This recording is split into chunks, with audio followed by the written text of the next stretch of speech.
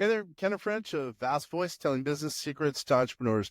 We're very, very happy you stopped by. Either you're going to watch this or listen to this because you want to take your business to the next level. You're probably an entrepreneur who's either just starting out or you've been around for quite a while and you want to take your business to the next level. You're probably a real estate investor, maybe even a real estate agent, maybe a professional or of some sort, professional advisor of some sort.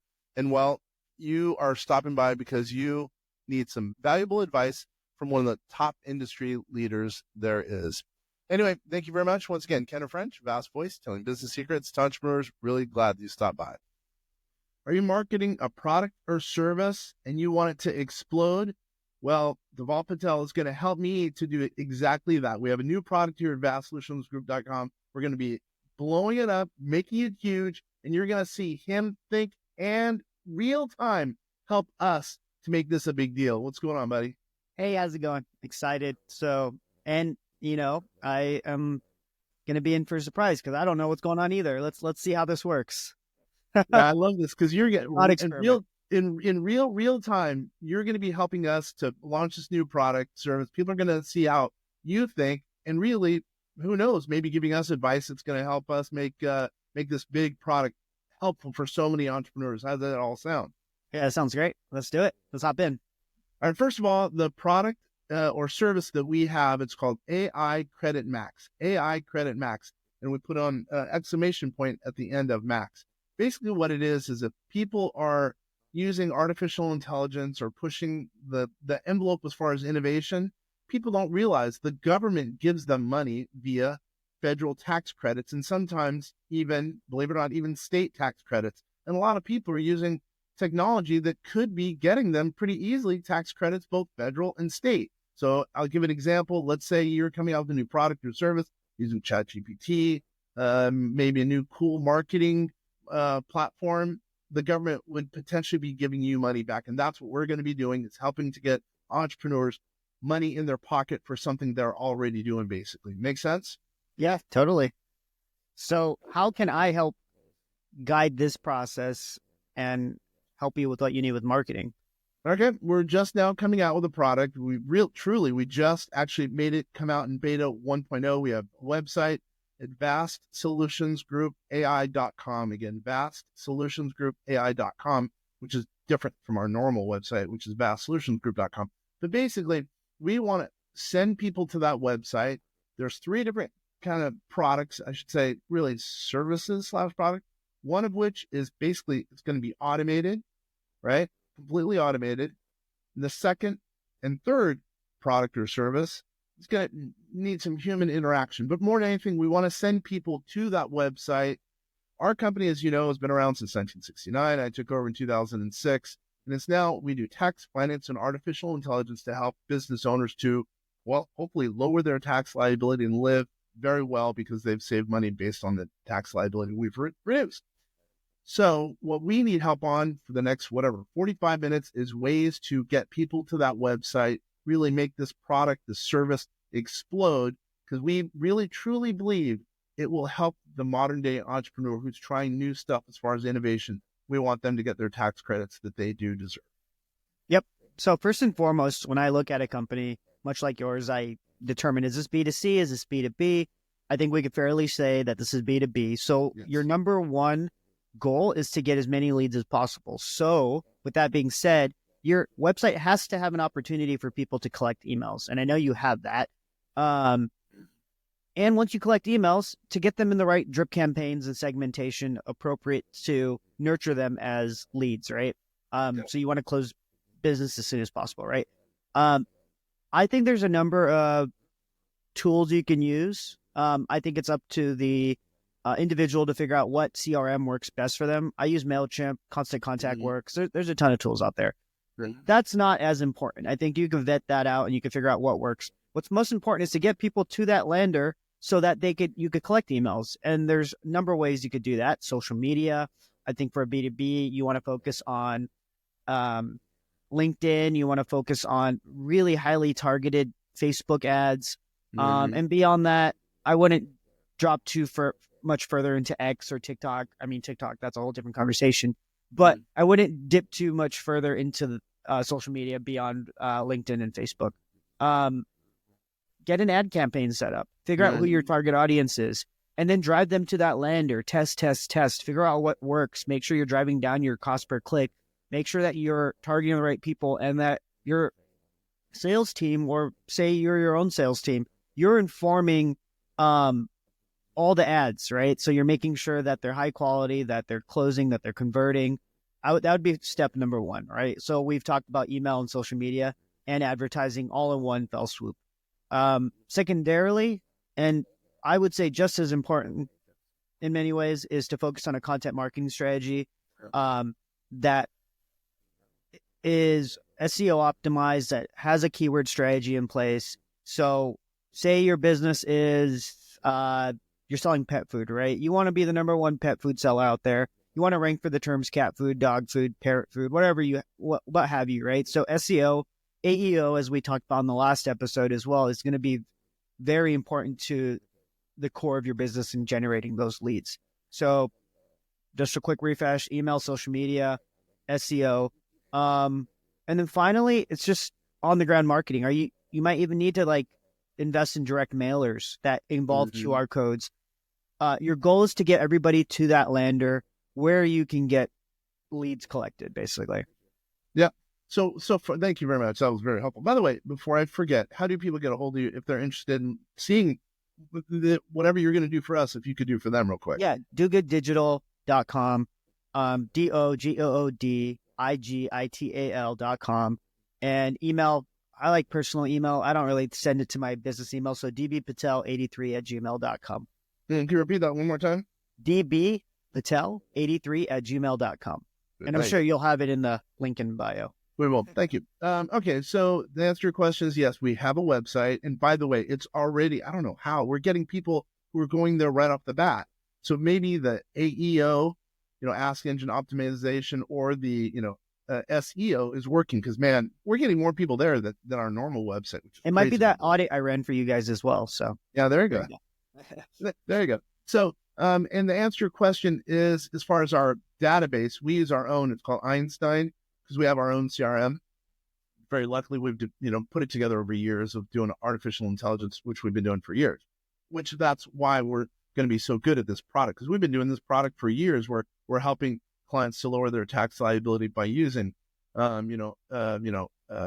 tax credits, et cetera, because we've been doing artificial intelligence. But now, so we have on that lander, as you call it, we have a section where people could go into the website. Basically, it's a quiz asking them a number of questions, and out of those questions, they'll see if they would qualify for tax credits, because we want them to be able to see that, yeah, they could potentially be, getting some money back from the government, number one. And then number two, yes, we do kind of trade that for their email address, and then so we could continually follow up with them. So as far as Facebook, so far our marketing, I'm opening the drape so you can see our marketing right now. We are involved with a number of different, what's called masterminds. If you know what a mastermind is, for the people who are out there, kind of grouping of people with similar interests. And in this one, we do a lot of tech, or number one, or number two, a lot of clients are, real estate investors. So people are luckily opening up their community for us to go in there and not market, but provide a service, so they know, meaning the community leader and also the people in the community know that, well, if they want to come to anyone to learn about research and development tax credits, we're the candidate. And then also we have a community of on our platform called the Vast Vault, where now we're going to let them know that, hey, wait a minute, we have this product, we have this service for you guys. And then we have over 600 people in that community. And then at the same time, yes, we have thought about doing Facebook ads as an example. So we're thinking of it as a three-pronged approach. And then also we're going to start marketing locally, because there's a lot of people who are on our island, on Bainbridge Island, Washington, who really should be getting these tax credits. So it's kind of a four-pronged approach as it relates to marketing this new product or service as we see it. Yeah, I think it's also interesting. You're getting two tiers of data. You're inputting, or you're getting the data from Facebook ads telling you who you need to target based on your business. And then additionally, because you have Einstein embedded on this landing page, you're finding out really quickly if they're even qualified to send to your sales department, or, to close as a deal. I think that's ideal. And a lot of businesses should integrate some form of AI onto their lander, to get that intel. That's an example. Yeah, Go you'd have to ahead. call back in the day, right? Like now you could get that in real time with AI. And by the way, you just mentioned something. A lot of people are using AI in their business. So a lot of people don't realize, again, they don't realize they could be getting back money from the government for implementing it. And when I say that, tax credits, both federal and state, you know what I mean? So as far as social media and, becoming the authority. So what would you say is the best way to do that? Again, we're launching this live basically. So what's the best way to do that when our normal company is vastsolutionsgroup.com? What's a good way to get the word out social media wise, and then also kind of the written words who we're the authority? Lean into the ease of use, lean into the use of AI, lean into how your clients can get immediate results, right? They're not going to have to wait a week to figure out how they can reduce their tax liability, right? And have a lander that shows how Einstein in real time, like an explainer video or something, can reduce tax liability. I think people want to see how it works, right? It's easy to throw out that catchphrase, AI. But if you have a landing page that literally like shows in real time how your product works and how it's going to reduce their tax liability, I think you go a long way towards convincing them that this is a useful product. Specifically with social media ads, I think using video and having a very compelling call to action and having a really compelling use case for what you're doing and how you're doing it for reducing tax liability for businesses is important to provide off the bat. Don't be obscure. Don't be vague. Don't just use AI as a catch-all. Show them how the AI works. Well, we don't have much of our following, like on Instagram, it's like, I don't know, 15,000. We have, like I mentioned, 600 people in our community. And I think we have like 12, I don't know how many now, 12, 15,000 people in our database that we can mail out. But what's some other ways we can leverage social media? I mean, should we use a micro influencer as an example, or what would you suggest in that? First off, think beyond just Instagram. So LinkedIn, I think, is a huge opportunity. I know cost per lead is a lot higher and reaching people is a lot harder, but you're going to get qualified people if you target for entrepreneurs.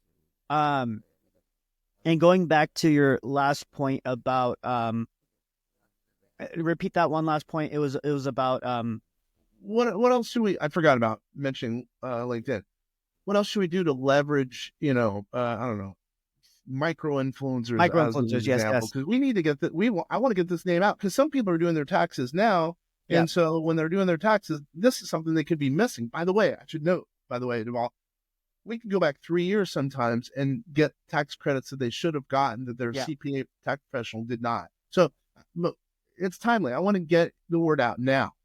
Yep. So if you are leveraging micro influencers, the number one way to reel them in is to give them free access to your product or service. If you're a restaurant, give them free sandwiches and have them do a video. If you're an AI company that's helping people reduce their tax liability, do that service for them and have them become evangelists. So basically what you want to do is reach out to people with under 20,000 followers who do operate businesses, online businesses, all kinds of businesses.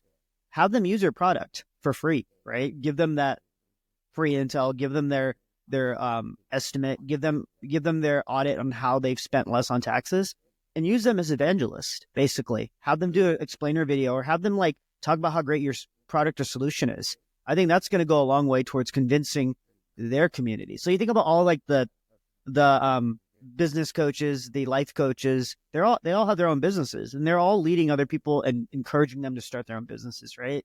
So it's trickle down. You're giving them the tools to then share with their community. That is a good point. And say, hey, and then they'll tell people, get more Google reviews for that specific product/service, which will be a big thing. Yeah. And just think about everything that's education as a service. Like the guy at your gym who's teaching, the guy on your feed that's at the gym every day, teaching other people how to work out and start their own gym businesses, or the mommy blogger who's teaching people how to crochet and start their own businesses. It all trickles down. Everybody's ultimately looking at these as examples of starting their own business. They're not just there saying, I want to learn how to crochet. They're like, how do I start my own business? I'm creative. There's a big segment of those people that are part of those niches too. You bring up a good point. And, if you really think about it, because CPAs can't do some of the stuff that we do because of our technical capabilities. So CPAs can also provide some business referrals to us, and we've got to get in some of those communities as well. And I would think they could potentially drive some business to us. And they have whatever typical CPA might have 500 clients. I'm sure at least couple hundred might need some of our services. Well, think about me, and we talk about this nonstop. I always ask for advice. I'm a photographer. I do it for fun, but you've taught me ways to do it for fun and reduce my tax liability and learn how to scale and build a business with my photography, right? So I think ultimately what we're all learning is we have all these hobbies, and now we're seeing people on our social feeds making money from these hobbies. And there's a big segment of people who'll be like, I don't want to make money. But there's a huge segment that are like, I love doing this and I need the extra money, so I'm going to start a business. And what better way to start a business than to already understand how to reduce your tax liability in a moral, ethical way, as you always mentioned. Yeah. So then, okay, all right. So then what are some, I was reading about backlinks. So it sounds like rolling this out would be awesome, especially if we could get on some websites or podcasts or whatever, and then them to provide backlinks to us. First, can you go into and define what a backlink is, and then give us some ideas to make it so we could get some cool backlinks? Yeah, backlinks are like votes online, right? And as we've seen through elections recent and in the past, the more influential someone is, the more their vote counts per se, because they could basically encourage more people to vote, or they have so much authority that their vote just is a voice, right? So say you have a photography site like I do, and I hyperlink to the New York Times or some other publication that has high domain authority being the relevance and the traffic that the site gets. So it's on a scale of 0 to 100. A site like mine has a domain authority of 35 to 40. New York Times is close to 100, meaning they are the most relevant site on the web, or at least the top 100. For me to link to them, they don't get much value, right? I hyperlink the phrase photography, digital photography, and I hyperlink to them. It doesn't even blip on their radar. Whereas if they were to write an article that said digital photography, had digital photography in the text, and were to link it back to mine, I would get thousands of hits, because Google is then being alerted to basically being alerted that my site is relevant, because why would such a popular site link to me? And it's going to drive a lot of traffic just naturally that way. So your goal is to get as many backlinks from reputable sites as possible, right? So if I'm writing a blog, and it's very topical, say it's on, AI tools for taxes, right? I would love to get a hyperlink from your site, or even a site like TurboTax, right? Even though it's not as relevant, they don't have the right solution, just to show Google that, hey, look, I am writing relevant topics on taxation and taxes and how to do your own taxes, and these sites are linking to me. So then I will naturally gain traction with that keyword that I've hyperlinked, or that's been hyperlinked back to me. So when you were talking, it's easier to diagram this, and maybe we could. No, I get it. I get it. What you know what? The way my brain works, I'm thinking basically what you're saying is the internet, or in this case, our website, is like in high school. Really, what we want is to be the popular brand, the popular kid, and for people to come hang out with us. And in that case, well, New York Times, we want them to come hang out with us. What's one way they would hang out with us? Well, be a backlink, point people to us. Yeah, I get it. That's an interesting thought. Okay. Hey, check out this guy. You've never heard of him. Hang out with him. And then everybody gets driven there through an algorithm, basically. I understand. So then what's one way I can get, as an example, the New York Times to come hang out with us, and for us to be the popular kid as it relates to what we're talking about here, AI credit max? Well, let's step back from the New York Times, because they won't respond to your email. Okay, good point. Yeah. Let's talk about the Seattle Times, right? Say if you wanted a backlink from them, which is still super valuable, you could cold email them, right? You could find out who the webmaster is. You could find out who uploads these blogs, these posts, these articles. And you could also cold call them. That's the least effective. But what you want to do is get in front of them and find out who's writing the articles, who's in charge of writing the articles. That's one way. Another way you could do it is to get a link broker, someone like me who knows a lot of people, who can get you links to specific niches. And it's all ethical. We're not just throwing links left and right. Is your article relevant, and will they want to link? We're just putting that in front of people, the opportunity to link. Yeah. Back in the day, you could just buy links and all that stuff. It doesn't work that way anymore. Google penalizes sites that do that. It's very apparent. So now you want to have the most organic way possible to get links. And that's through a link broker or through cold emails automation. Very cool. Very good. By the way, I don't know if this is a thing or not. You ever heard of Yext? Yext? Yeah. Yep. Mm-hmm.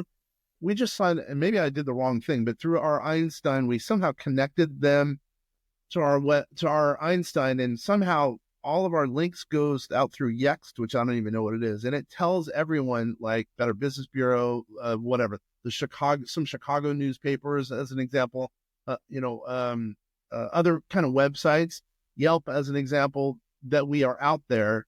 But I don't really know what it does. But it seems like that might be kind of like what you're talking about. Does that sound right? Yeah, it's pretty much the yellow pages. It is like the newswire as well. So if you have a newswire or a press release you get out, they can help you get more eyes to it. And I think it's a valuable service, but you could do it in-house too. There's a number of ways. I understand. By the way, is that a service you provide, something like Yes. Yext? Mm-hmm. Exactly. So I could cut out the middleman. I could cut out. It's like having a representative for the yellow pages say, "Hey, we put your name in this directory." It's not always effective. It sometimes it's a waste of time. If you have someone on it in-house, or if you've hired someone as a consultant that focuses on that, you're going to get better results. Yeah, and you're right, because we're supposed to be updating it all the time, and it right there, it seems like it worked. But then again, who knows? Maybe if they could get the word out about our new product or service, it would make sense. But step one, get rid of Yext. Step two, let me do it. There you go. But it's only, by the way, it is only $30 a month. Yeah, exactly. So if you could use the cost savings, or it is effective for you, then by all means. If you're finding that Yext is not valuable, then yeah, find alternatives. But I see what you're saying. But also, you would be able to be the one who could do all the drafting on whatever every other day, or however you're supposed to update it, because supposedly you're supposed to be updating. And you could also have a strategy by which you get on Google News. You get your site optimized for Google News, and every article you put out there goes on the newswire. And you do that? Could do that. Oh, nice. You want to be very careful on what you put on the newswire, though, because if it's irrelevant, you're going to get pushed down. So save your best articles or your most relevant articles. So say there's a new tax policy with the new administration, and you have things to say that are relevant to your AI tax software that can help your clients, then yeah, put it out there. Say Trump's new tax plan is out. This is how Einstein AI can help you under this administration, blah, blah, blah, right? I just threw something out there. That could go on Google News. That could blow up. You could have thousands of leads within an hour if something really blows up on the newswire. Yeah, I get it. So remember how I said, earlier that, we have someone who's local, just doing kind of, let's say, community outreach as an example. Believe it or not, we've never marketed on our island. I live on Bainbridge Island, as a reminder, and we've never marketed. When people ask me what I do, I don't tell them. I'm just whatever, for whatever reason. But now the thought is, well, again, we have a very innovative island. People are really trying to push the envelope as far as technology. A lot of former Microsoft, top Google people, and a lot of them should be getting these tax credits. So she's brand new, literally brand new. What do you think we should do to get the word out with her on our island and regions a little bit beyond? Have her reach out to this product and service. Yeah, have her reached out to the local papers. Yep. I'm sure Bainbridge Island has their own newspaper, right? That has a digital form. Yep. I'm sure that's an easy win. And then go to the Seattle Times, maybe even eventually go to GeekWire. Just think really local, because all your other marketing is global, because you have businesses all over the place, right? But you're just focused on your niche, say you just want to serve your greater Seattle area, then yeah, reach out to all the publications, have her do that. Yep. Cold email or call, or just, I think Seattle's such a small place where you could just find out who runs what, LA might be a tougher sell. Obviously, there's just so much going on, but Seattle, I lived there for 2 years. I've met publishers, editors. I know editors at GeekWire, by the way, if you need. So let me know. I'm sure you do too, though. You do know a lot of people. That's a huge advantage. And I would think a huge service that you do, because you know a lot of people. And if you can help, open the door, because you're the popular kid, that would end up helping our popularity based on what you're saying, like what you mentioned about backlinks. I'm the dorky kid that knows everybody. Definitely not popular. I guess there's popularity therein, right? That was actually funny. All right. So then jumping off from local backlinks, Google. So as we met, like SEO, actually for the first time ever went below 90%, or not ever, but first time in a long time. SEO, specifically search for Google numbers, have gone down below 90%, first time ever, from what I understand, or from in a long time. So, and I'm a big believer in AEO because AEO utilizes large language models, and really, ultimately, that points to AI working out because now people are writing stuff, if you will, that will be found on ChatGPT as an example, Gemini, Claude, etc. So what are your thoughts? I know we've talked about it a little bit. What are your thoughts about kind of making our website and making our written word, our articles, more for AEO than I would have yesteryear? Because yesteryear I would have just done SEO stuff, meta links, tags, etc. Yeah, we talked about this on a couple of weeks ago, actually. Yeah. FAQs, question-based, query-based. These are going to rank. There's also plugins. If you're using WordPress, there's an FAQ plugin. That's how important it is now because you are answering questions. You're no longer informing people. You're just answering questions as a business. Mm-hmm. You're not selling a business. They're finding you by asking, I have this problem. How do I solve it? Whereas before, you were in their face and you were like, hey, I have a solution for a problem you don't even know exists. They know all their problems and they're asking all the questions right now. So everything on your site should be FAQ based. On the footer of your homepage, you should have your FAQs. If they can't figure out what your site's about in like 10 seconds, you're gone. Actually, now what we've done is, again, we're brand new. It's at beta 1.0, but we're going to change it. But basically what we've done is the first section, it says, AI credit max, again, exclamation point, take the quiz, and then it's FAQ because we want to be found on whatever ChatGPT or Gemini, Claude, et cetera, et cetera. We want to be found very quickly. And I think the way I look at it is we're early on. We're really early on. No one's really doing that to the extent they should, especially locally. Yeah. And then you're spot on. And I think you should continue to do that. Even in your social media copy, have questions. They're pulling from Instagram now. Meta, like all your stuff on Instagram and all your social channels is being pulled onto Google because it's all pulling the meta descriptions, keywords, all that, right? So in your questions on your in your captions, you should be asking questions. Ever wondered, ever wanted to reduce your tax liability in 5 seconds? I don't know. I'm just throwing stuff out there, but you're asking questions that people are asking. Yeah. And I've been now, as you know, I'm social media, not illiterate, but close. And I'm very social media shy, but now I'm starting to get into it. But I'm learning that, the hook is really important. And just like you're saying, I guess, and you're reminding me that you got to answer the question. It's got to be quickly and then support it with information thereafter. Exactly. Yeah. What are your thoughts on, well, I shouldn't even ask this, but I will. What are your thoughts about buying, as an example, I guess they call it promotions on YouTube? What are your thoughts there? I don't really do it. If it works for your business, go for it. I never like buying. I like collaborating. I like working with influencers, or if it's in the description where it's like click the link below, at least having a really big disclaimer as to like how you're affiliated with the business. Mm-hmm. I think affiliate marketing could be done right, and there's a lot of bad ways people are doing it. And I think the consumer now is very aware of scams and schemes or a lack of transparency. And you've always prided yourself in authenticity, which is why we work together and we work well. Mm-hmm. And I think that will continue to be the case, right? I understand. So you've mentioned a couple times, a couple ways that where you could have helped us, as an example, the Yext thing, etc. Mm-hmm. Let's make a mini commercial about you. So give me some things that can. How do you work with people and what you're doing? Yeah, I started my career in digital marketing, doing primarily SEO when the landscape was a lot easier to rank for terms. There weren't ask engines. There wasn't ChatGPT. It was all Google. You'd pump out a query and the top 10 results would pop up. No one would go beyond page 1.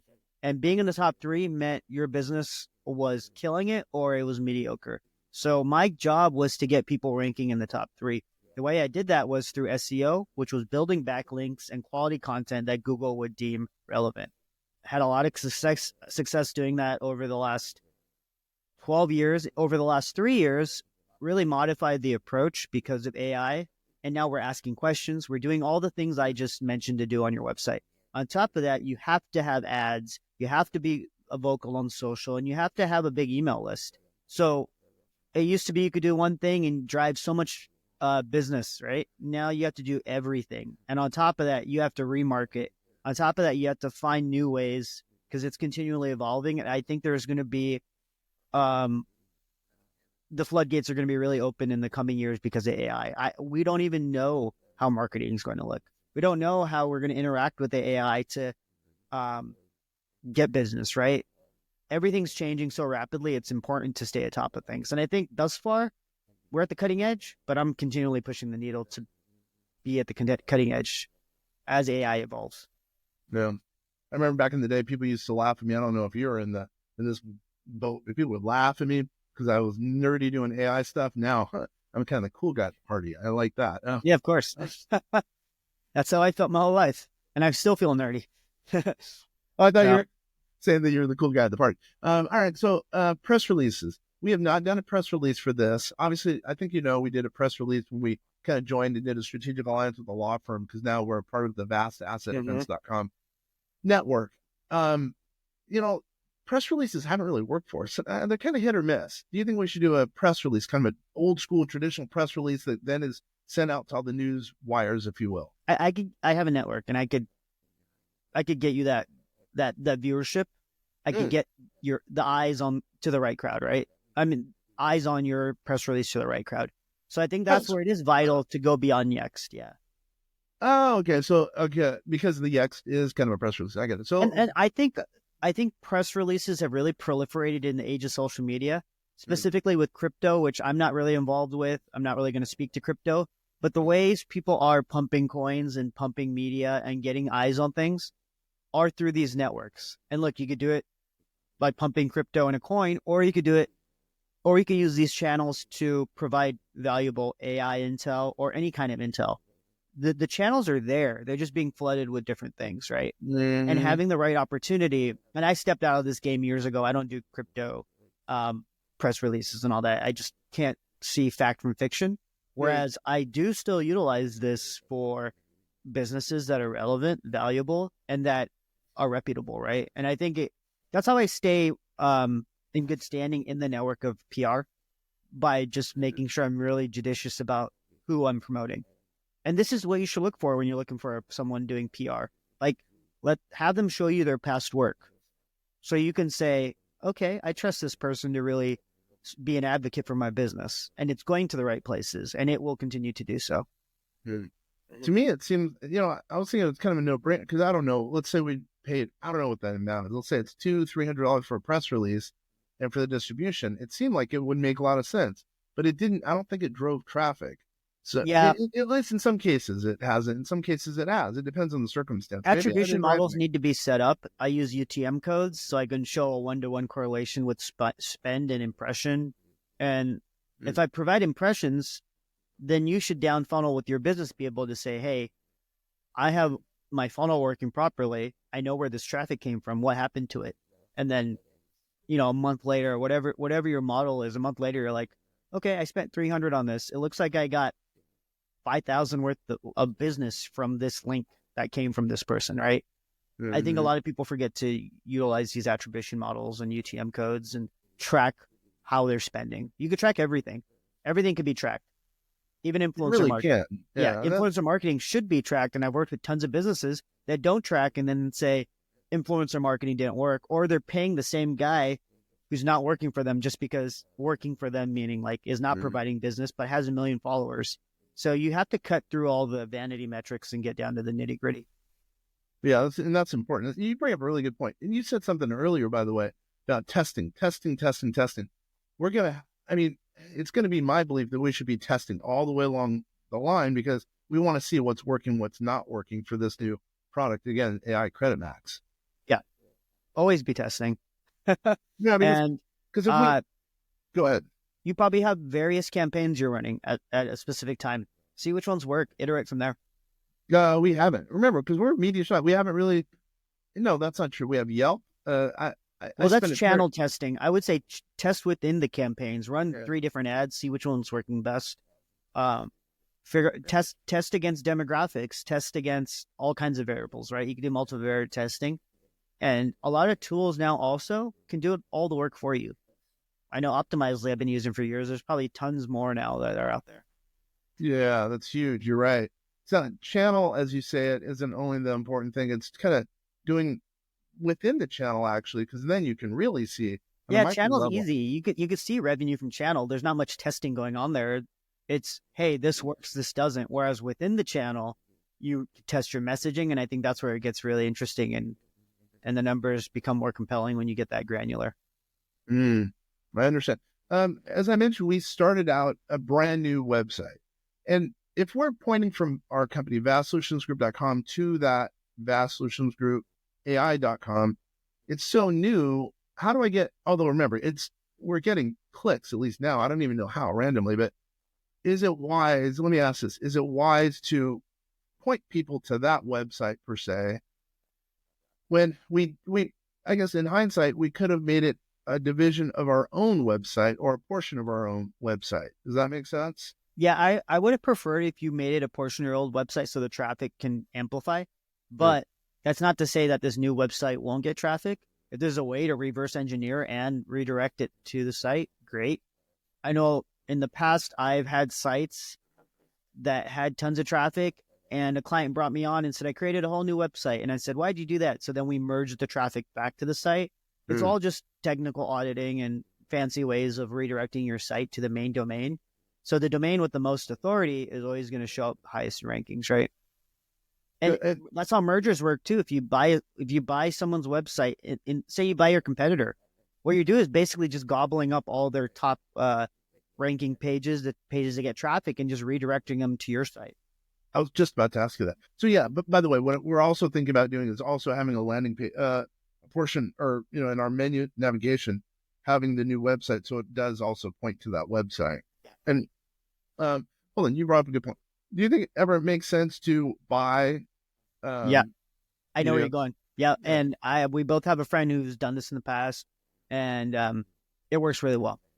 Yeah. If you do it the right way, and if you have the right technical team to redirect all those links to the right pages. Traffic's out there. The great thing is you don't lose traffic. A lot of people are like, oh, I have this site with tons of traffic, but I'm rebranding. They abandoned a site that got like thousands of hits a month without realizing they could have just redirected it. Yeah, totally. Yeah, I hear you there. So yeah, why would you leave a home that still has tons of rental value and just leave it on, leave it empty, or whatever? Just bring it on over. Put that into your big bucket of dough. I look at it all, in my opinion, all a domain is, or a URL, it's just real estate. That's why I look at it. Yeah. Ultimately, what you're looking for is passive income out of that real estate. Yep. And there's so many ways. Even getting 2,000, 5,000 hit, it amplifies over time. I have this wellness website that I haven't touched. I just started blogging this year. I told you I'm getting even more traffic. And I was sitting there and I was like, a year later, after having not touched it, I gathered 3,000 emails just by providing someone with everybody with a free ebook when they landed on my page. Now my email list isn't like in the tens of thousands. It's crazy. That's huge. I mean, that shows you the power. I wasn't doing anything with it. Like, I could do all kinds of things. Again, I don't want to do anything yet. I want to be really intentional, but I have tons of people I can reach out to in the wellness space if I ever need to. You're also a big name people. You're a big name person. That helps too. So, and we're not, because we're so media shy. We're quiet. I fully admit we were quiet. Now looking back, we shouldn't have been, but at least, it's not too late. You're running a podcast. Might as well get on the local news, my friend.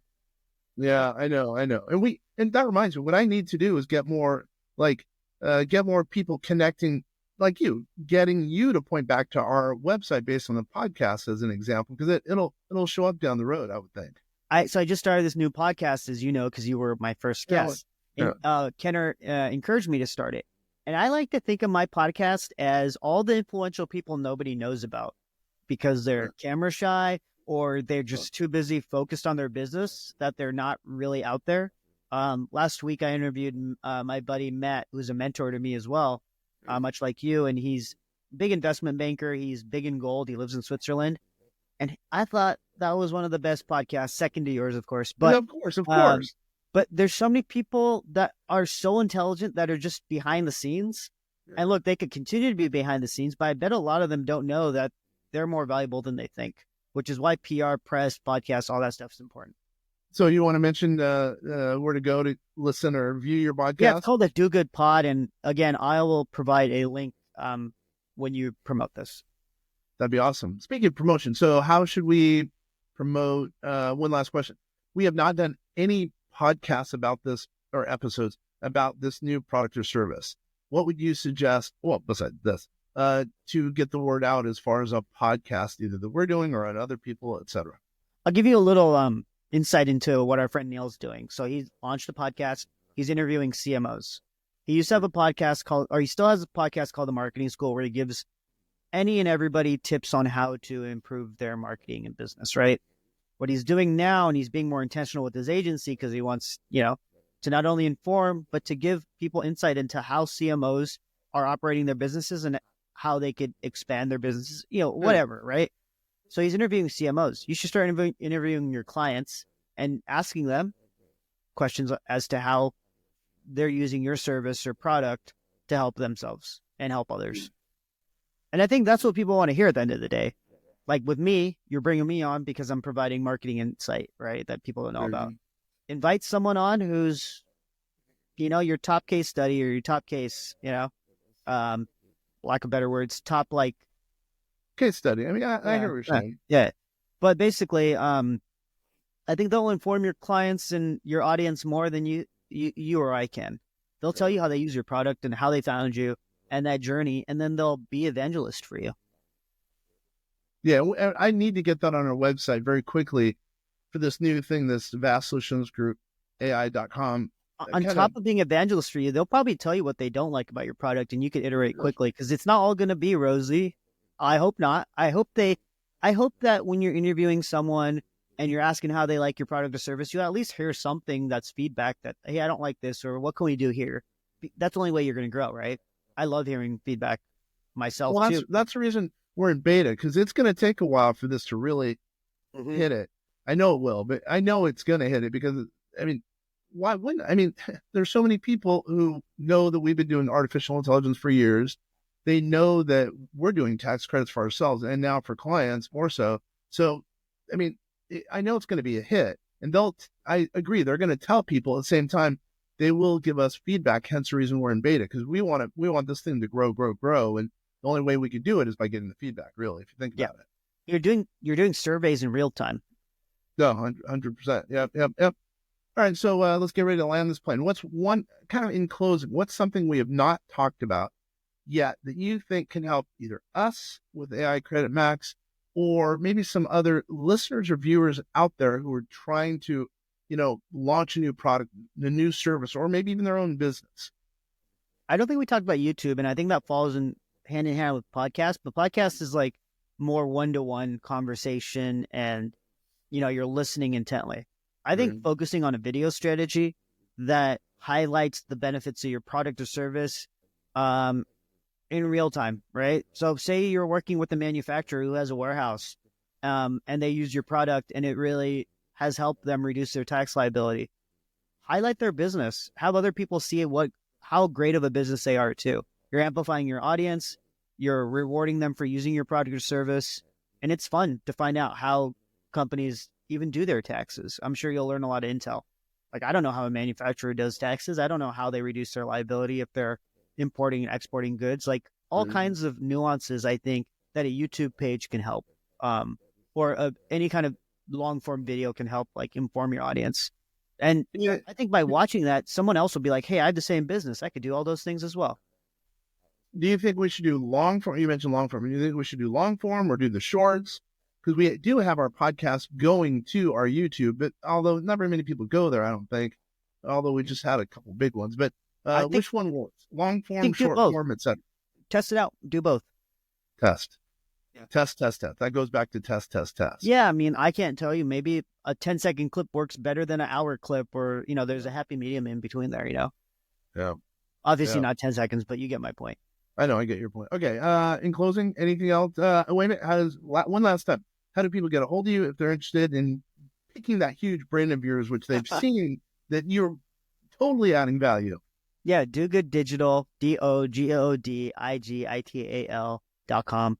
My email, personal email, just for your audience, D as in dog, B as in boy, Patel83@gmail.com. DB Patel83@gmail. And you're going to put it down there anyways. So yeah, we are. Yeah, dude, this has been helpful. This has been helpful. That hopefully people have seen with their own eyes, you thinking like basically on your feet. You truly have thought on your feet. And I do appreciate it. I know it's hard because I said I wasn't going to, I like to see people think on their feet, see what they're like, add value to us, have a communication where it's very casual. I think just for your audience, Kenner, I hopped on this call, and prior to the call, I said, what are we going to talk about? And Kenner said, you'll see. So he's keeping me on my toes. That's exactly right. Because it's true organic conversation, and people can see, oh, Dhaval knows what's going on. Dhaval's a stud, you know what I mean? And plus then it's very casual. I love hanging out with you. You're an awesome dude, and people could see and hear, taste what it is we're going through here at vastsolutionsgroup.com. So anyway, once again, I do appreciate it. For everyone out there watching, listening, I really appreciate you taking the time. Once again, this is Kenner French, vastsolutionsgroup.com. You're watching and listening. Vast Voices, telling business secrets to entrepreneurs. Thanks, everybody. Thank you.